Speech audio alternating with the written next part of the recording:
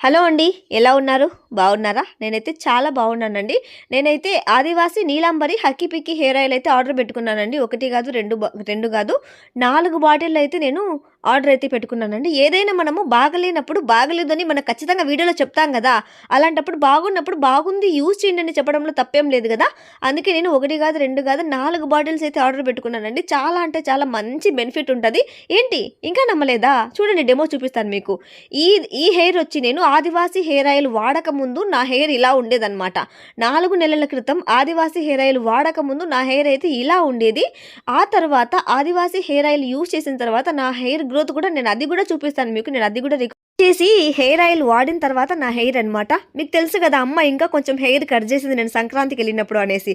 లేకంటే మీకు ఇంకా హెయిర్ దండిగా లాంగ్ కూడా కనిపించేదనమాట.